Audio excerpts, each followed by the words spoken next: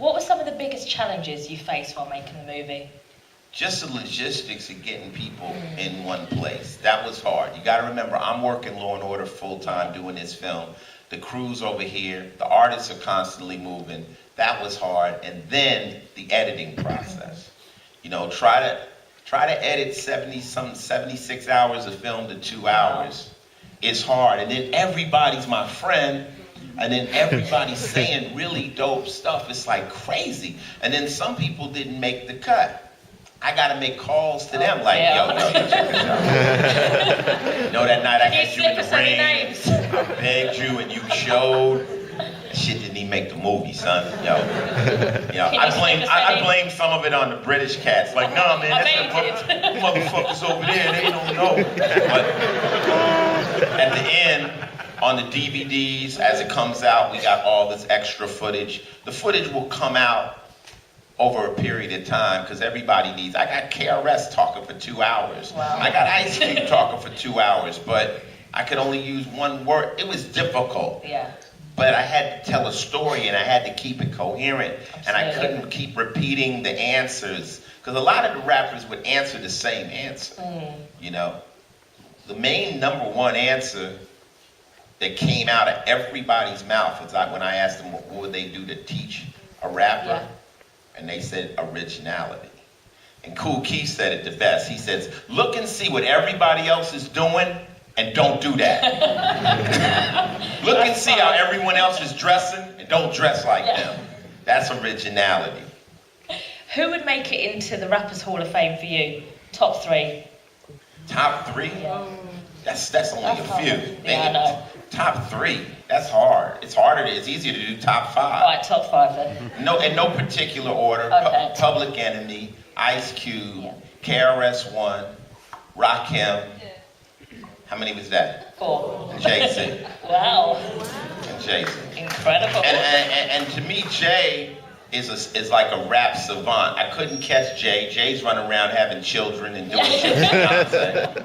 But, I mean, he's a rap savant. I mean, he's one of the few people that can rhyme without writing it down, you know?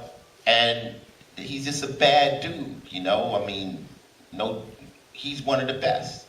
And, you know, fortunately, he's a friend of mine, and, you know, I wish I could have got him, but we didn't. But we got Kanye. It was one of those things where we had to make sure we made this movie in a way that no matter who we didn't have, it didn't matter.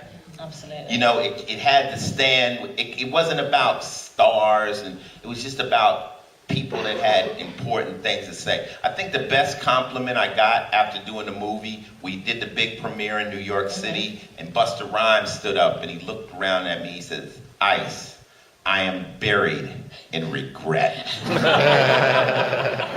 I missed your fucking movie, man. But I'm like, we had to pull the plug, and actually we pulled the plug. We had shot 50 rappers. I had 30 people waiting to be shot, and they told me, Ice, we gotta stop. We only got 2 hours. So that was the hard part. As far as rap goes, rap has always had a great default word, which is called whack. And when you start rapping, when you step in front of the microphone, you can get called whack. That just means I ain't feeling you. It really helps you. You know, you heard what Chuck D said, man. Mel told me I was whack. Well, how did you reconcile that? I got better. You know?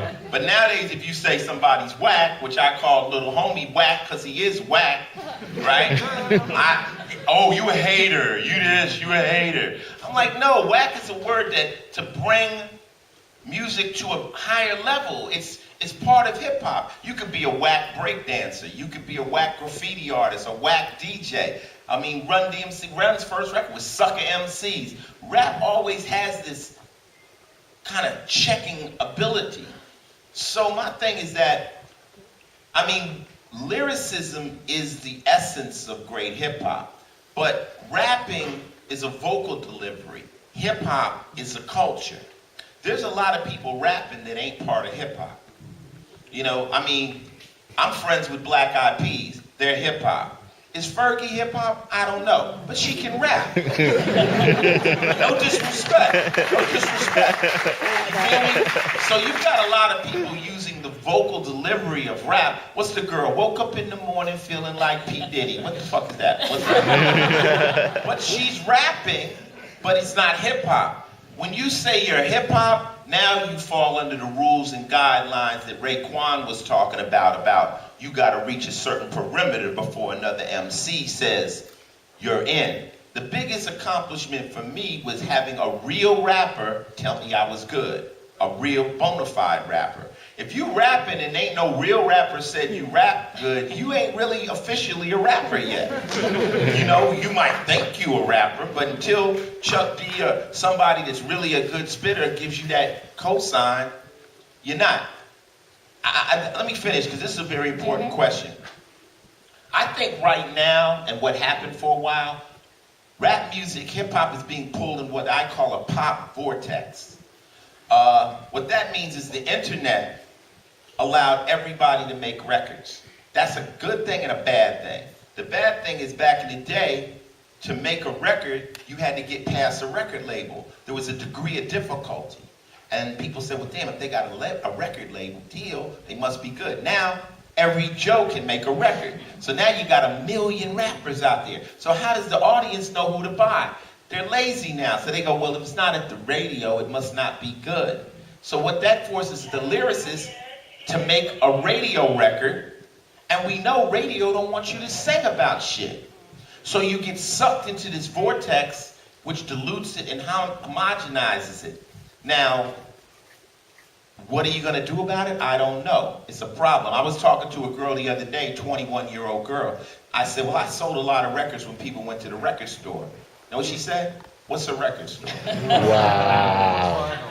What's a record store? So we're in an age now where people don't seek out the great lyricists. Now people are lazy. Everybody's pretty pop. And they just want what's fed to the women. They're going to feed them that. Real rap purists will always go after the lyricists. And they know who they are. You know, when you see Immortal Technique, all the G's like, okay. Or Chino XL, they know who that is. The average person doesn't, because they kind of pop, really. And they don't know they're even pop. They just are pop. One of the keys to question to listening to rap is realize where these people are from. I think Mos Def said it best, that the music changes because the people and the places are different. So the music that came from South Central, where we were from, that was my audience. So if I didn't have that LA energy, that gangster stuff, that was the crowd. That's what they wanted to hear. Now I took that on the road to people that never saw it or heard about it, but to try to emulate that, that's a mistake. That's not what you really want to do. I'm just singing about where I'm from and how I get down. You know, you could be my fan, but for God's sake, don't join a gang. I'm not in a gang. I got out of gang. I'm rapping about the gang life. But it could be misconstrued easily. But you know, people like country western, and you got people in, you know, Iceland walking around thinking they fucking cowboys. You know, shit happens, you know? But I think London especially, the key to breaking London or the UK hip hop is you gotta represent the UK. Don't worry about us. Represent the UK. Let the world know how great the UK is. Stomp in and let them know. I see some of my homies in the back. I signed one of the first UK rap groups, Hijack. You know? And I'll tell you the sad story of why Hijack didn't continue to blow up. They got the record deal. We signed them to Warner Brothers. They came out on Sony in the UK. And the UK didn't buy enough records to merit an American release. They're gonna say, well, if you can't sell them in your home turf, why are we gonna risk? Any rapper that comes out of the UK, the whole UK needs to support them. Don't be haters, support them, and then there'll be more people getting signed. That's the game. Watch my movie. If you like it, support it. Guess what? If it makes a lot of money or it does well, when you have a movie and you walk it in, it might get picked up. If not, they're gonna go, well, Ice-T's movie flopped, so why should we give you the chance? You know, so you just gotta understand that supporting people is more than just supporting yourself. Think about, see, I don't think we can own it and take it back. It's kind of like I ran through the terrain, I left this whatever behind me. For me to come back, maybe this movie is my attempt to come back. I'm in another channel in my life. I'm gonna make another album, but that's not my goal. I wanna make movies. I'm in another channel. All I wanna do maybe inspire the youth to take it back. You feel me? I done made enough rap records. I'm not gonna get off with another hit record. I need a hit movie. You know, I continually set new goals. You feel me? So for me to go back and fight that war, I can't do it anyway because the average rap audience is between the ages of 15 and 25. That's the zone.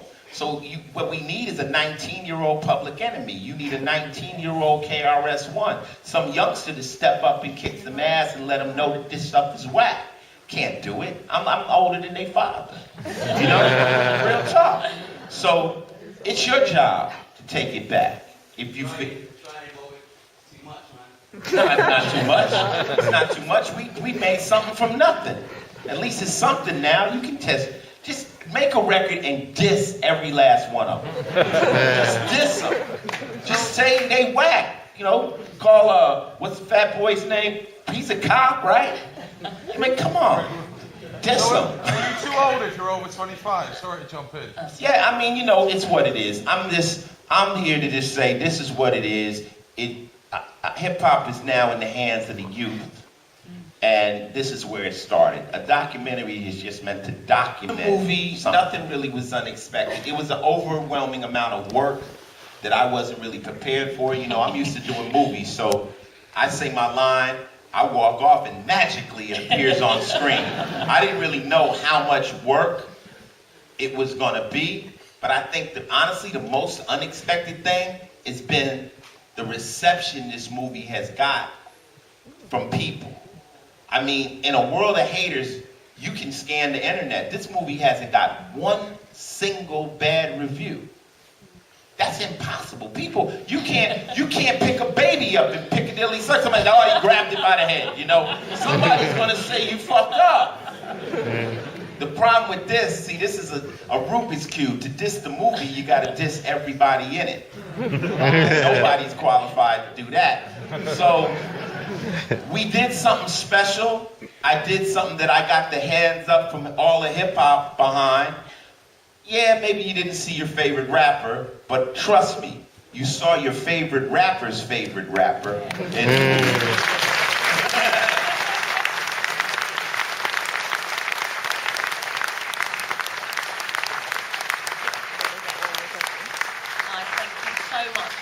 Such an incredible guest tonight. I could do this all night. I love answering questions. But, you know, anybody that, you know, this is what I want to say, though. This movie's indie. To make it happen, support it. Get on Twitter, get on your blogs. You know, I'm at Final Level on Twitter. Say something fly about it. Let the people know that you like it. If you don't like it, if you want to write the one bad review, write it. You know, write it. But, you know, I'll write you some hate mail back. But, at least you're honest. But just help the film. This is something I did. It's my love letter to hip hop. It's my way of saying, oh, y'all thought I forgot about you. You know what I'm saying? I'm over here doing Law and Order 14 years. I ain't forgot. This is something that's so sincere and true to my heart. I just wanted to do something for the culture.